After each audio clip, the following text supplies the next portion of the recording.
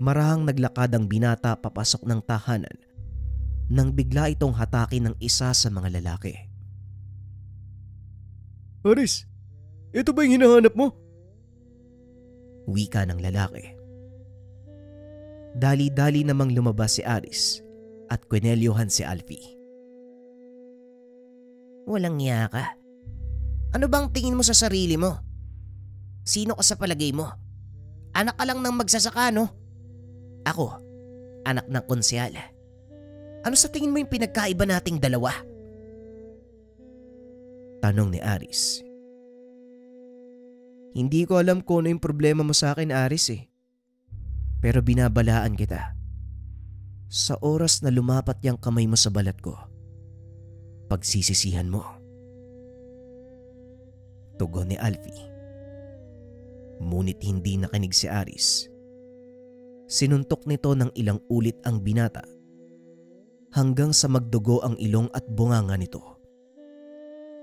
Lingid sa kalaman ni Aris na nagawa ng kunin ni Alfie ang panyong nakasuksok sa bulsa nito. Matapos ay iniwan nila itong nakandusay sa lupa. Nadatnan ng mga kasamaan sa boarding house. Dali-daling inalalayan si Alfie. Ginamot ang mga sugat nito. Ilang sandali pa ay nagkamalay. Dali-daling nag-ayos ng kagamitan ng binata para umuwi. Pagdating sa kanilang tahanan, diretso ito sa kubo ni Lolo Pabling. Nanlaki mga mata ng matanda nang makita ang mga pasa ng binata. Anong nangyari sa'yo, Alfie? Sinong may gawa nito? Tanong ni Lolo Pabling. Lo, pwede bang ako nang bahala sa isang to? Kagad umatras ang matanda. Hinayaan si Alfie na gawin ang nais nito.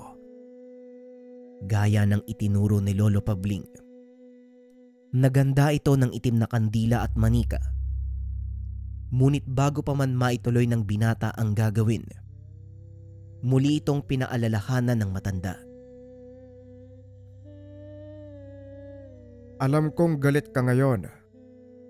Lagi mong tatandaan ang sinabi ko sa'yo. Hindi pwedeng mapuno ng galit ang puso mo dahil kakainin ka nito at tuluyang sasakupin ang pagkatao mo. Wika ni Lolo Pabling. Hindi naman sumasagot si Alfie. Alam na ni Lolo Pabling ang ganitong asal ng binata. Kahit anong paliwanag ang gawin nito, hindi nakikinig ang binata. Nanatiling nakatayo ang matanda sa likod nito habang pinapanood ang ginagawa ni Alfie. Alam niya sa sarili na maaaring may masamang mangyari sa oras na ituloy ito ng binata. Bukod sa hindi pa nasusubukan ng binata ang pamamaraan ng manika, wala rin itong sapat na kakayahan para isagawa ang ganong uri ng ritual. Ngunit nasorpresa ito nang makita ang ginawa ng apo. Hindi akalain ni Lolo Pabling ganito na kalayo ang narating ni Alfie sa larangan ng kulam. Kinuha nito ang itim na manika. Ibinalot sa panyong nakuha nito kay Aris. Matapos ay inusalan niya ito ng mga dasal na itinuro ni Lolo Pabling. Inilagay sa loob ng garapon. Taliwas ang akala ng matanda. Kalmadong kalmado si Alfie sa sandaling ginagawa nito ang pangkukulam. Nung una ay ramdam ng matanda ang matinding galit. Inakalang magtatagal ito sa buong ritual. Ngunit habang nagtatagal, unti-unting naging mahinahon si Alfie hanggang sa matapos ang ginagawa nito. Huwag po kayong mag-alala, Lolo. Hindi ko siya papatayin. Bibigyan ko lang ng aral si Aris na hindi niya makakalimutan. Wika ni Alfie. Matapos ay nagpunta ito sa gilid ng sapa para linisin ang dugo sa kanyang muka. Nang marinig ni Lolo Pabling ang sinabi ng binata, nakampante itong hindi nilamon ng galit ang puso ng apo. Bilisan mo dyan. Nakahanda na ang hapunan. Saluan mo na ako bago ka umuwi sa inyo. Wika ni Lolo Pabling. Hindi na po muna ako uuwi, Lolo. Dito po muna ako matutulog. Ayoko makita ni Nanay yung mukha ko na puno ng pasa at sugat eh. Baka makantsawan ako ni Kuya Jojo kung sakali. Tugon ni Alfie. Ay, ikaw ang bahala. O siya, kain na. Wika ni Lolo Pabling. Masayang nagapunan ang dalawa na parang walang nangyari. At sa mga nasaksiyan, nakita ni Lolo Pabling ang sarili sa apo. Ngunit ang hindi alam ni Alfie, na ang pangungulam niya kay Aris ang siyang magiging daan upang mapahamak si Lolo Pabling. Ilang araw ang nakalipas. Bigla na lamang nagkasakit ang matanda. Hindi alam ni Alfie ang gagawin ng mga sandaling iyon. Lo, may magagawa po ba ako? Kailangan ba kitang dalhin sa ospital? Tanong ni Alfie. Hindi, apo. Dahil walang doktor ang maaaring magpagaling sa akin. Maupo ka sa tabi ng higaan at makinig sa lahat ng sasabihin ko. Alfie, hindi na ako magtatagal, apo. Dumating na ang panahon na ikaw naman ang sasalo ng aking kakayahan. Wika ni Lolo Pabling. Hindi naman makapaniwala ang binata sa sinasabi nito. Teka Lolo, wag ka naman magsalita ng ganyan. May sakit ka lang eh. Alam kong gagaling ka pa. Huwag kang mag-alala dahil maghanap ako ng taong makakagamot sa'yo. Tugon ni Alfie. Akmang aalis na sana ito nang bigla namang hawakan ni Lolo Pabling ang kanyang kamay. Hindi na kailangan, Alfie. Panahon na para ikaw naman ang mag-ingat ng kakayahang ito. Huwag mong hayaang mapunta sa masamang kamay ang pamana ko. Gamitin mo ang sumpang ito para labanan ang demonyong nagbigay. Wika ng matanda. Pagkabitaw sa kamay ng apo, nakita ni Alfie ang itim na bato. Ipinasa sa kanya ng matanda. Lolo, bakit niyo po ito binibigay sa akin? Malakas pa po kayo oh. Alam kong gagaling pa kayo. Hindi ko po pwedeng tanggapin yung bertod niyo. Tugon ni Alfie. Huli na para sabihin yan, apo. Naipasa ko na sa iyo ang kakayahan ko. Huwag kang mag-alala. Dahil kusang papasok sa isipan mo ang mga dapat mong gawin. Magpakatatag ka. Harapin ang taong may gawa nito sa akin. Dito napagtanto ng binata. Isang mangkukulam ang nagdulot ng sakit ng matanda. Sabihin niyo po sa akin, Lolo. Hahanapin ko siya at ibabalik ko sa kanya ang lahat ng to. Wika ni Alfie. Napangiti ang matanda at tinaplos ang muka ng apo. Palagi mo pa ring pipiliin ang kabutihan kahit may sa demonyo ang gamit natin. Tandaan mo, Alfie, kahit gaano pa kasama ang tingin ng tao sa iyo, patunayan mo, mali sila. Tugon ni Lolo Pabling. Matapos ay unti-unting bumagsak ang kamay nito, pumikit ang mga mata. Napasigaw si Alfie, dahilan para mabulahaw ang mga kapatid. Dali-daling tumakbo si Jojo at ang kanyang ina. Nabalot ng kalungkutan ang tahanan ng matanda nang makita ng mga kaanak na wala na itong buhay. Habang nagluluksa ang karamihan sa pagkamatay ni Lolo Pabling, Naghahanda naman si Alfie sa gagawing ritual. Sa pagkakataong iyon, galit ang nangibabaw sa puso ng binata. May kung anong bumubulong sa kanya na huwag nitong hahayaang lamunin siya ng puot at paghihiganti. Lo, para sa iyo ang gagawin ko kaya huwag kang mag-alala. Hindi ko hahayaang pangunahan ako ng galit. Kung mapapatay ko man ang may gawa nito sa iyo, nararapat lang yun sa kanya. Dahil sinaktan niya kayo nang walang kalaban-laban. Wika ng binata sa sarili.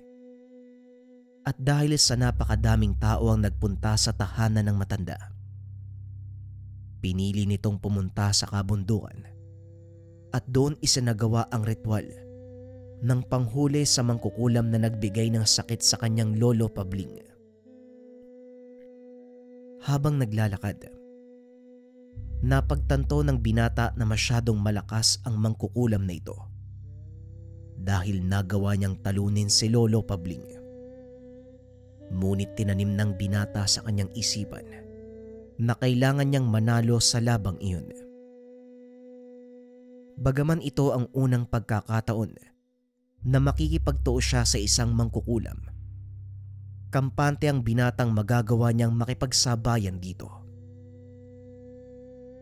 Pagdating sa tuktok ng bundok, sinimula ng binata ang ritual sa pamamagitan ng pagsisindi ng malalaking itim na kandila. Gumawa siya ng bilog gamit ang mga ito at naupo sa gitna. Ipinikit ng binata ang mga mata. Nag-usal ng mga dasal para matunton ang kinaroroonan ng kalaban. Ginamit ni Alfie ang bertud na ibinigay ni Lolo Pabling bilang paraan para mahanap ang lokasyon ng mangkukulam. Laking gulat ng binata dahil nakita nito si Aris, kausap ang matandang babae.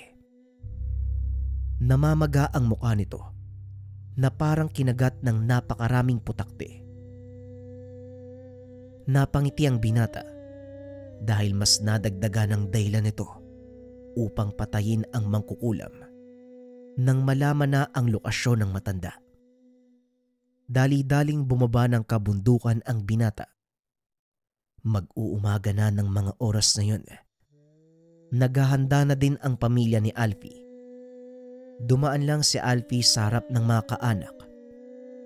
Ilang beses pa itong tinawag ng tiyahin, ngunit hindi ito umiimik. Nagbihis lang ang binata at kagad nang umalis papuntang bayan.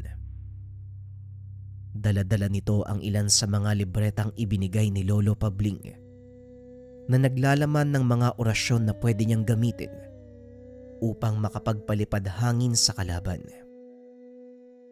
Habang naglalakad, binabasa nito ang libreta. Kinakabisado ang mga ritual. Habang ginagawa niya ito, biglang nakarinig ng boses ang binata. Huwag mo piliting kabisaduhin ng mga dasal na yan. Hayaan mong kusa itong dumaloy sa iyong katawan at lumabas sa iyong bibig. Napapangiti si Alfie dahil kahit wala na si Lolo Pabling sa pisikal na mundo, nagagawa pa rin siyang gabayan. Ilang sandali pa ay narating ng binata ang tahanan ni Aris. Napakaraming tao ng mga sandaling iyon na tila may kung anong kasiyahan. Natanaw na nito si Aris. Nasa balkonahin ng tahanan, nakikipagtawanan sa mga kaibigan. Sige, tumawa ka ngayon. Sulitin mo ang pagsasaya. Dahil mamaya, sisingilin na kita. Wika ni Alfie sa sarili. Nagkubli ito sa isang puno sa tapat ng bahay. Sinimulan ang pag-uusal ng palipad hangin. Nanggigigil ang binata ng mga sandaling iyon. At nang ibato ang dasal. Laking gulat nito dahil biglang huminto sa pagsasalita si Aris na tila ba nabubulunan. Marami itong naglakad papunta sa gawing dulo ng balkonahe habang sinasapo ang tiyan. Hanggang sa nahulog ito. Nagsigawan ang mga tao nang marinig ang malakas na tunog. Bunga ng pagtama ng binata sa bubong ng kanilang sasakyan. Magsilbi sanang aral sa pamilya mo ang nangyari sa iyo. Ngayon, habang buhay ka nilang alagain. Muling wika ng binata sa sarili. Maliban sa palipaghanging dasal, tinaniman niya ito ng sakit gamit ang manikang itim na nilagay sa garapon. Nilagyan ng mga ipis at kung ano-ano pang insekto. Makalipas ang ilang araw, narinig na lang ni Alfie na halos hindi na makilala si Aris dahil sa dumapong sakit dito. Kaklase din ni Alfie ang pinsan nito na ang pangalan ay Anton. Hindi na umimik pa ang binata tungkol sa mga narinig. Alam ng buong klase nila na siya ang huling nakabangga ni Aris bago ito tamaan ng sakit. Sinadya ni Alfie na hindi patayin ang binata sa pag-asang gagamutin ito ng mangkukulam na tumulong sa kanya. Sa pamamagitan nun, magagawa niyang malaman ang kinaroroonan nito. Ngunit nagkamali ang binata dahil hindi na muling nagparamdam pa ang mangkukulam. Sa paglipas ng mga araw, nakontento na lang din si Alfie sa ginawa. Naging kampante ito na hindi na babalik pa ang mangkukulam na pumatay kay Lolo Pabling. Ngunit isang araw, habang nagtatrabaho sa bukid, isang matanda ang lumapit sa kanya at nangingi ng tubig. Inabot naman ng matanda ang galong sisidlan. Matapos uminom ng matanda, nag-angat ito ng tingin. Ngumiti ng nakakaloko sa kanya. Ikaw pala ang apo ni Pabling. Alam mo, ang lakas ng loob mong kalabanin ako. Hanga ko sa tapang mo bilang baguhang magkukulam. Pero tandaan mo bata, hindi sapat ang tapang lang sa mundo natin. Salamat sa tubig. Magpapaalam na ako. Makita na lang tayo sa susunod. Wika ng matanda. Biglang natigilan si Alfie sa sinabi nito. Hindi niya kilala ang matanda. Ngunit napagtanto niya, ito ang pumatay kay Lolo Pabling. Hindi na umimik pa ang binata. Sa kauna-unahang pagkakataon ay kinabahan ito dahil alam niyang malakas ang mangkukulam na nakapatay kay Lolo Pabling. Dali-daling umuwi ang binata. Nagkulong sa kubo ng matanda. Nakaburol pa din ito dahil inaantay nila ang pagdating ng iba pang tiyay ni Alfie galing sa ibang bansa. Nakatingin ito sa mga iniwang gamit ni Lolo Pabling hanggang sa madako ang tingin sa isang maliit na kahon. Nilapitan nito ni Alfie. Pagbukas ng binata ay tumambad sa kanya ang isang kwintas na gawa sa itim na bato. Pinagmasdan niya ito at sinubukang isuot. Humarap siya sa salamin at laking gulat ng binata dahil hindi nito nakikita ang sariling refleksyon. Namangha ito sa bagong natuklasan. Akmang hubarin na sana ang kwintas. Bigla namang kumatok si Jojo at tinawag ang binata. Hindi na nagawang tanggalin ni Alfie ang suot. Dali-dali na itong lumabas ng kubo at pinunta ng pinsan. Nagpatulong ito sa pagbubuhat ng mga kalderong gagamitin sa pagluluto. Pagsapit ng hapon, muling bumalik si Alfie sa kubo ng matanda upang makapag-isip ng paraang gagamitin para malabanan ang mangkukulam na pumatay kay Lolo Pabling.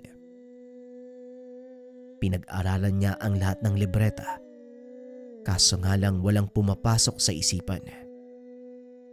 Hanggang sa maalala nito ang bili ng matanda.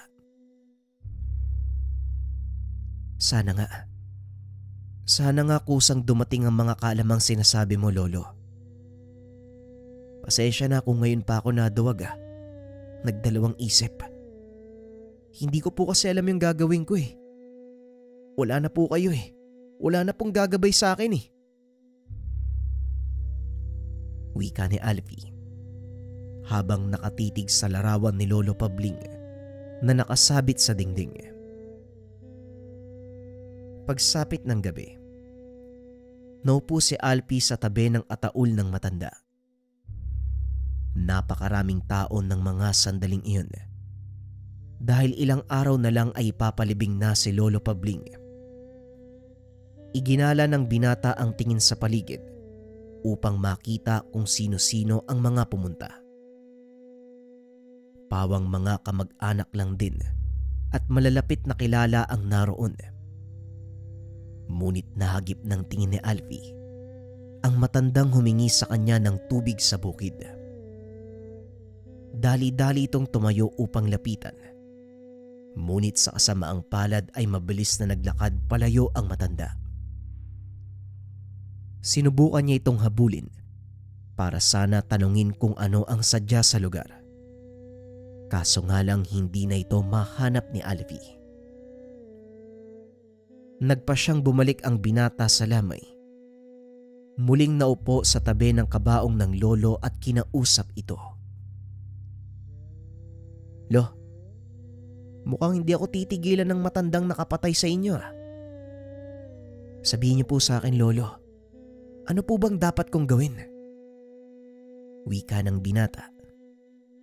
Napapangiti na lang ito dahil alam niyang hindi nasasagot ang matanda. Ilang sandali pa ang lumipas. Biglang nagkagulo dahil bumagsak ang nanay ni Alfie. Dali-dali naman itong pinuntahan ng binata. Inalalayan nila ito papasok ng kubo at hiniga sa papag. Ako nang bahala kay nanay. Iwan niyo muna siya na makapagpahinga. Wika ni Alfie. Kagad nang lumabas ang mga kaanak. Hinawakan ng binata ang pulso ng ina. Dito napagtanto ng binata ang dahilan ng pagkawala ng malay nito. Dali-daling sinara ni Alfie ang pintuan at bintana. Matapos ay nagsimula na itong magsindi ng mga kandila, insenso. Nag-usal ng mga dasal pang proteksyon sa katawan ng ina. Sinubukang tanggalin ang sakit na inilagay ng mangkukulam. Sa awa ng Diyos, nagawa naman itong tanggalin ng binata. Nanatiling nakasara ang pintuan habang patuloy na pinakikiramdaman ni Alfie ang paligid. Hanggang sa nagkagulo sa labas. Isa na naman sa mga kaanak nila ang bumagsak. Alam ni Alfie ang totoong dahilan. Kailangan niya itong pigilan bago pa lumala ang sitwasyon. Dali-dali nitong nilapitan ang kaanak. Hinawakan ang kamay sa pagbabaka sakaling matunton ang kinaroroonan ng mangkukulam. Maya-maya ay tumayo na ito. Bumalik sa loob ng kubo. Nagtaka ang pinsan nitong si Jojo sa kinikilos ng binata. Kaya naman sinundan niya ito. Nanlaki mga mata nang makita ang ginagawa ng pinsan. Anong ginagawa mo, Alfie? Bakit may mga nakasinding itim na kandila? Para saan niyang usok na yan? Biglang napalingon ang binata. Hinatak papasok ng kubo si Jojo. Walang dapat makaalam nito, Manong. Makinig kang mabuti sa sasabihin ko. Hindi pangkaraniwang sakit ang tumama kay Lolo. Kulam ang kinamatay niya. Biglang nagalit si Jojo sa sinabi ng pinsan. Nasisiraan ka na ba ng ulo? Sino naman ang kukulam kay Lolo Pabling? Nako, Alfie, tigil-tigilan mo ako, umayos ka. Nasa iyo kung maniniwala ka. Pero tignan mo si nanay. At saka si Aling Sonia, ano sa palagay mong dahilan kung bakit sila nawalan ng malay? Tanong ni Alfie. Dahil lang sa pagod. Ilang araw nang kulang yung tulog ng mga yan. Yun lang yun. Huwag mo na masyadong dagdagan yung iniisip natin, Alfie. Muling wika ni Jojo. Hindi ito naniniwala sa sinasabi ng binata. Kaya naman napilitan itong magpakita ng kaunting nalalaman. Kung ayaw mong maniwala, manood ka. Nakikita mo ba si Manong Dodoy? Ayun oh, nasa kabilang sulok, umiinom. Tignan mo yung hawak niyang baso ah. Sa oras na inumin niya yung laman, panoorin mo kung paano siya babagsak at mawawala ng malay. Napatingin si Jojo sa sinasabing tao ni Alfie. Alam nitong kakarating lang ng lalaking iyon. Kakaupo lang nito sa mesa. Ilang sandali nga ay inabot nito ang tagay. Direktang ininom. Segundo lang ang binilang ni Alfie. Bigla ngang nawalan ng malay si Manong Dodoy. Anong ginawa mo? Paano mong nalaman na mawawala ng... Teka, sandali lang. Mangkukulam ka ba, Alfie? Tanong ni Jojo. Ngayon nakuha mo na ako nung gusto kong sabihin. Oo Manong, mangkukulam ako. Minana ko ang lahat ng ito kay Lolo. Kagaya ng sinabi ko, nandito ang mangkukulam. Iniisa-isa niya mga kaanak natin. Pagpapaliwanag ng binata. Ngayon, ano bang gagawin natin para mapigilan yung mangkukulam na yon? Bantayan mo lang yung kubo, Manong. Ako nang bahalang gumawa ng paraan. Siguraduhin mo lang na walang makakapasok. Pag-uusap ng dalawa. Lumabas ng kubo si Jojo. Sinarado ang pintuan. Sino mang magtatangkang lumapit sa kubo, kagad niyang pinapalayo. Samantalang sa loob naman, tinuloy ni Alfie ang ginagawang ritual para matunton ang kinaroroonan ng mangkukulam. Naghanda din ito ng boteng walang laman para kung sakaling mahuli ng binata ang kaluluwa, doon niya ikukulong. Ilang sandali pa ay tuluyan na ngang natunton ni Alfie ang mangkukulam. Ang kailangan na lang niyang gawin, makipagkumbate para mahuli. Naupo ang binata. Nagsimulang mag-usal ng mga palipad-hanging dasal. Naglalaban ang dalawang mangkukulam sa pamamagitan ng isipan. At dahil naunahan ito ng binata, nagawa niya itong hulihin. Naisip ni Alfie na tanungin ang mangkukulam kung ano ang pakay nito sa kanila. Nakita nito ang walang malay na katawan ng ina. Kaya naman naisipan niya itong pasaniban. Ilang sandali pa ang lumipas. Dumilat ang nanay ni Alfie. Nakatitig sa kanya ng masama. Pasensya ka, nanay. Kailangan kong gawin to para sa ikakatahimik ng lahat. Wika ng binata. Nag-usal ito ng mga dasal na panggapos. Nang makumpleto ay nagsimula ng magsalita ang mangkukulam na nakasanib sa katawan ng nanay ni Alfie. Hindi alam ng binata kung paano niya itong nagawa. Ngunit wala na itong oras para mag-usisa sa sarili. Magaling at nagawa mo kong hulihin. Pero hindi ibig sabihin na nalo ka na. Nagsisimula pa lang ang totoong laban, bata. Wika ni Mang Tupi. Alam ko, tanda. Kaya simulan mo nang magsalita kung ayaw mong mahirapan ng husto sa mga gagawin ko sa'yo. Sabihin mo, ano ang totoong pakay mo sa pagpunta dito? Tanong ni Alfie. Hindi pa ba malinaw sa'yo, bata? Pag-iigante. Hindi ba ikaw at ang lolo pabling mo ang kumulam sa apo kong si Aris? Tignan mo ngayon ang sitwasyon niya. Hindi mo alam ang epekto ng ginawa mo sa kanya. Tugon ni Mang Tupi.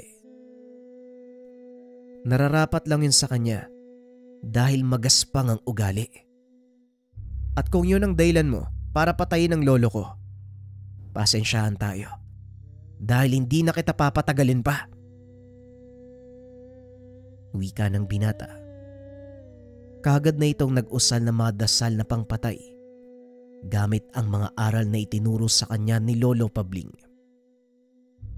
Ngunit bago pa man ito mailapat ang daliri sa leeg ng ina, muling nagsalita si Mang Tupi. Sige, magpalamon ka sa galit at paghihiganti mo. Sa huli, matutulad ka din sa amin. Nabubuhay para paligayahin ang hari ng impyerno sa pamamagitan ng mga kaluluwang dinadala namin sa kanya. Wika ni Mang Tupi. Pasensya na Manong Tupi, pero hindi ako kagaya nyo eh. Malayong malayo ang layunin ko sa adhikain nyo.